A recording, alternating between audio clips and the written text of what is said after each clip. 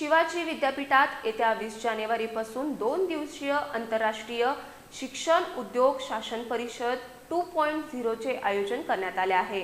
भारतासह परदेशातील नामवंत तज्ज्ञ, उद्योगपती आणि शास्त्रज्ञ या परिषदेत मार्गदर्शन करणार आहेत। परिषदेबाबतची माहिती प्रभारी कुलगुरू डॉक्टर ज्योती जाधव आणि समन्वयक डॉक्टर सागर डळेकर यांनी आज घेतलेल्या पत्रकार परिषदेत दिली।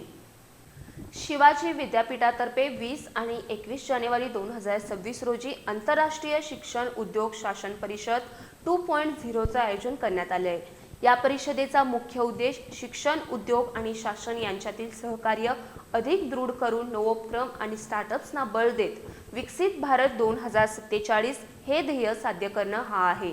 या परिषदेत आंतरराष्ट्रीय शास्त्रज्ञ, उद्योगपती आणि शासन प्रतिनिधींची व्याख्याने आयोजित करण्यात आली होती। नवोन्मेष, उदयोन्मुख तंत्रज्ञान, संशोधन, उद्योग सहकार्य आणि स्टार्टअप्स या विषयांवर विशेष भर देण्यात आलाय। महिला उद्योजकांच्या यशोगाथा सादर करण्यासाठी विशेष सत्र आयोजित करण्यात आलं असून त्यांच्या व्यावसायिक अनुभवांचं सविस्तर सादरीकरण होणार आहे।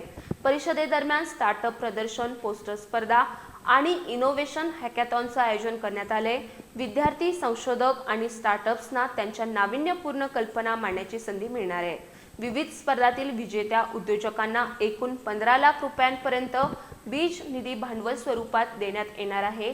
यावेळी कुलसचिव डॉक्टर विलास शिंदे, मानव्यशास्त्र विद्याशाखा अधिष्ठाता doctor Mahadev Deshmukh, doctor Kalyanrao Garadkar, doctor Subhash Mane आणि जनसंपर्क अधिकारी डॉक्टर आलोक जत्राडकर उपस्थित होते।